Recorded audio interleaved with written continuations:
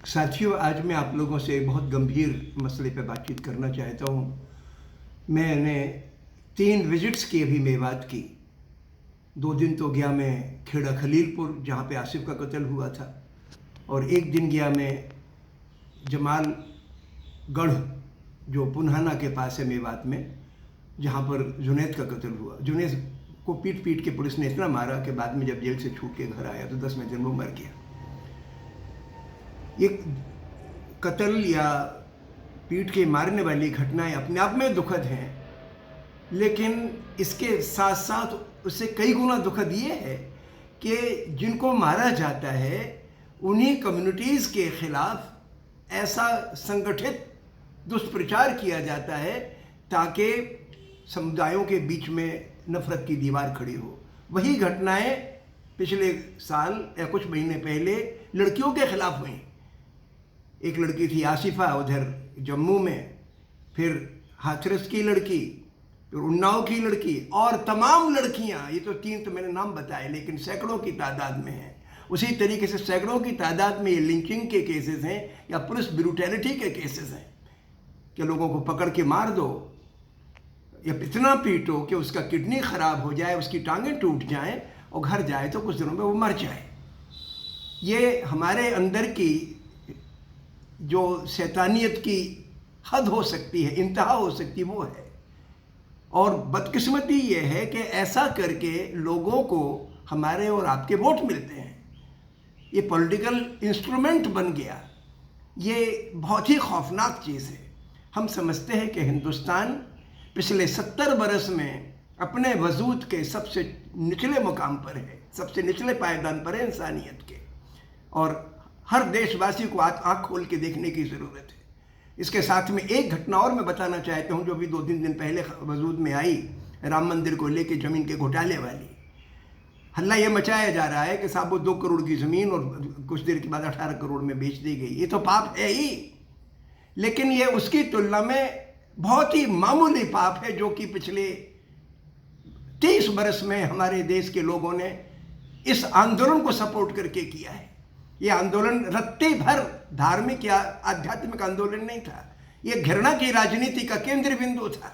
और हमारे अंदर जो पाप भरा पड़ा है, हमें भी नफरत है, अपने धर्म की श्रेष्ठता और दूसरे धर्म से घृणा, तो वही पागलपन अलग अलग शक्लों में प्रकट हो रहा है। कभी मंदिर की शक्ल में पैदा होता है। मंदिर में भगवान नहीं रहता, भगवान तो तुम्हारे हमारे आचरण में रहता है, हमारी आत्मा में रहता है। ये तो हमने बनावट बना रखी है। हाँ, वो मंदिर जिसका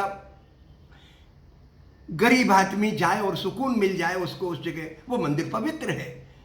वो मंदिर सादा होगा, वो मंदिर किसी महात्मा के द्वारा बनाया हुआ होगा, आम लोगों की मदद से बनाया हुआ होगा, वहाँ कोई छूट छाट नहीं होगी, भेदभाव नहीं होगा, घृणा की बातें नहीं होंगी। वो तो मंदिर होता है, वही मस्जिद होती है।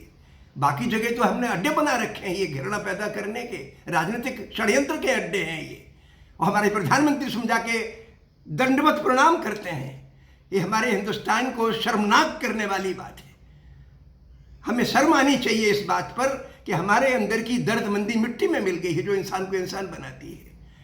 अभी मैं गया था वहाँ पे मेवात। मेवात को आप समझ लें कौन सा इलाका है। मेवात वो इलाका है जो 70% मुसलमानों की आबादी है और 30% हिंदुओं की आबादी है। मिलजुल के रहते हैं। पिछले 5 साल पहले एक वारदात घटी थी डिंगरहेड़ी में, जब वहाँ के एक परिवार, गरीब मुस्लिम किसान परिवार को, कि 2 लोगों के लड़के और बहू को मार दिया गया था। उसके बाद से कोई घटना नहीं घटी वहाँ पे इस प्रकार की। लेकिन एकाएक एक लड़का था आसिफ, उसका कुछ क्रिमिनल माइंडेड लड़कों ने कत्ल कर दिया। लेकिन उसके बाद जो पंचायत लगी, उस पंचायत ने जिस अंदाज में वो पंचायत की गई, 15,000 लोगों की पंचायत थी, एक गांव में की गई, बिल्कुल नफरत से भरे लोग, कातिलों पर कोई 2 शब्द नहीं बोले, मरने वाले लड़के के प्रति दर्द के 2 लफ्ज नहीं बोले, सिर्फ इसी बात को कहते रहे कि साहब कोई बेकसूर ना पकड़ा जाए, कोई बेकसूर ना पकड़ा जाए। इनडायरेक्टली इल्जाम लड़के के ऊपर या लड़के के समुदाय के ऊपर लगाया गया। ये दुर्भावना की इंतहा है। उसी तरीके से जुनैद के परिवार में मैं गया तो जुनैद का परिवार तो मतलब हिंदुस्तान के गरीबतम परिवारों में से एक है। उसका अब्बा का मर गया था जब वो 3 साल का था जुनैद, उसके 2 बड़े भाइयों को पुलिस ने पकड़ रखा है, उसकी 3 बहनों की शादियां हो गई हैं, तो माँ अकेली घर में रहती है। जुनैद की शादी हो गई थी 1-1.5 साल पहले, एक छोटा सा बच्चा है उसका आपने कहीं शादी से लौट रहा था तो पुलिस ने पकड़ लिया उसको। एक लड़के के साथ में कोई केस हो गया था, इसमें ATM से नाजायज पैसे निकालने वाले केस के एक सिलसिले में पकड़ लिया। पकड़ तो दूसरे लड़के को रही थी पुलिस, इसको साथ में था तो उसको भी पकड़ लिया, अगले छोड़ भी दिया। लेकिन छोड़ने के पहले इतना मारा, उसके पांव चौड़े कर दिए, फैला दिए कि वो बैठ नहीं सकता था, और किडनी पे ऐसा असर पड़ा कि उसके पांव, जब मैंने तस्वीर देखी उसके गांव में जाके, तो उसके पांव बहुत ही मोटे मोटे हो गए थे, पंजे सूज गए थे, और 10वें दिन वो मर गया। 10वें दिन वो मर गया तो अगले दिन लोगों ने पुन्हाना में सड़क जाम किया। लोगों ने मुझे बताया कि जहाँ सड़क जाम के लिए लोग जमा थे, उससे कुछ दूर पर जाके कुछ लोगों ने एक पुलिस जीप में आग लगा दी। ये एक वारदात बहुत गलत की। जब भी अपन कोई रोड जाम करें या डेमोन्स्ट्रेशन करें, उसको मुकम्मल नॉन वायलेंट बनाया जाए। गांधी जी ने बहुत हिदायत रखी इस बारे में, जितने सत्याग्रही आंदोलन चलाए उनके लिए हिदायत रहती थी कि उनको अहिंसक रहना है, फिर भी हिंसा की घटनाएं घट जाती थी। तो वो निंदनीय है कि वो जीप जलाई गई। लेकिन उसके बाद पुलिस ने जो तमाशा खड़ा किया है कि 250 लोग घरों से भागे फिर रहे हैं।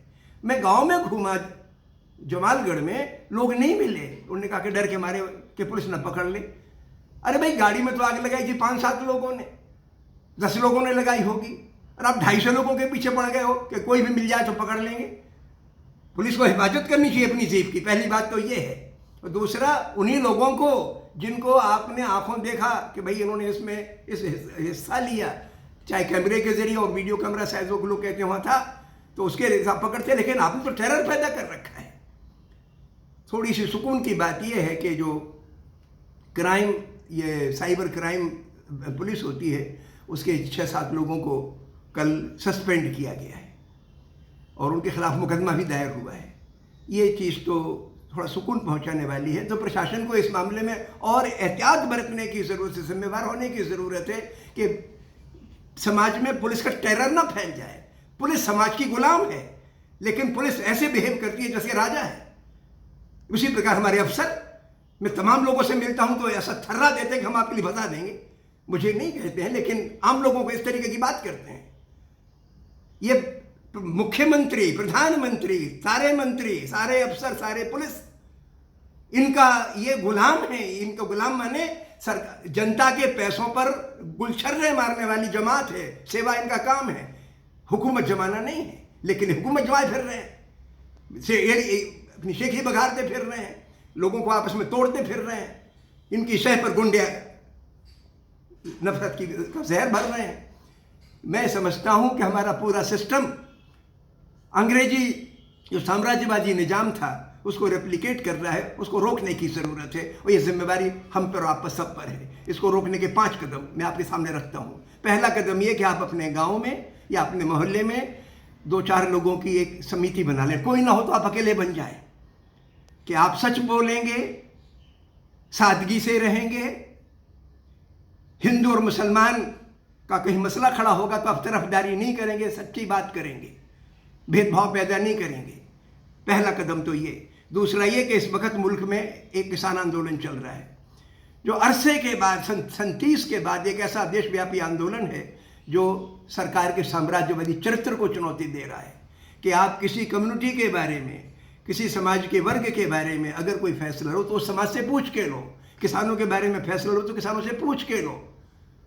व्यापारी, करोड़पति, खरबपति व्यापारियों के हक में फैसले न लिए जाए। उसका जो आंदोलन चल रहा है उसको आप मजबूत करो। अगर आप आपस में धर्म और जात के नाम पे बटे तो आंदोलन कमज़ोर होगा और हिंदुस्तान गड्ढे में जाएगा। एक दूसरी बात ये। तीसरी बात ये, मैं लड़कों से कहना चाहता हूँ, आप पढ़ने जाते हो, पढ़ने की पहली शर्त है कि आपका दिमाग खुला हो ताकि आप सीख सको। बंद दिमाग से कोई सीख नहीं सकता। और सबसे बड़ा जो पर्दा डालती है वो है प्रेजुडिस, गलत धारणाएं। एक मजदूर में अगर आपको बादशाहों की शक्लें देखने लग जाएं तो आपको दिखेगा क्या? किसी बादशाह ने कभी कोई जुल्म किया और उसका बदला आप कहो कि हम तो आज के मजदूर से लेंगे, आज के किसान से लेंगे, इससे शर्मनाक बात क्या हो सकती है कि जिसके बाप दादाओं को उस राजा ने लूटा उसी को आप कत्ल कर रहे हो? ये क्या बात हुई? तो मैं विद्यार्थियों से कहना चाहता हूं कि आप अपनी आंखें खोलो। स्कूल जाओ तो पढ़ने के लिए जाओ, नया सीखने के लिए जाओ। हिंदू बन के मुसलमान बन के स्कूल मत जाओ, लड़का लड़की बन के स्कूल मत जाओ। तीसरी बात, तो लड़कियों का सम्मान करो।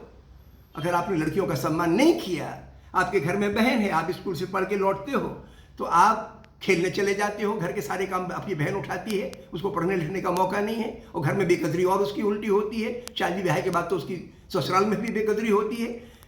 ये तीसरा हमारे चरित्र का पैमाना है जिससे हमारी आत्मा की ताकत उठेगी, हमें सच बोलने की ताकत आएगी। अगर लड़कियों का अपमान करेंगे तो आप में वो ताकत नहीं आ सकती। चौथी बात ये कि हमारे पास सिर्फ एक ही ताकत है हम लोगों के पास, वो है आत्मा की ताकत, सच्चाई की ताकत। दौलत की ताकत, बाहुबल की ताकत, हथियारों की ताकत और अक्लमंदी की ताकत, ये सारी की सारी ताकतें इस वक्त साबित हो चुकी हैं ये शोषण की ताकतों की गुलाम है, उन्हीं की मदद करती हैं। तो अगर आप उनको शोषण से लड़ना है, जुल्म से लड़ना है, तो आप अपने अंदर सच्चाई की ताकत पैदा करो, और वो सच्चाई की ताकत पैदा होगी सादगी से। जो आप बोलें वही, जो आत्मा में वही बोलें, बनावट न करें, उसमें दिखावा न करें फालतू चीज़ों में, शादी ब्याह का दिखावा, मोटरसाइकिल पर घूमने का दिखावा और उलझुल खर्चों का दिखावा ना करें। फोकस करें अपनी पढ़ाई पर।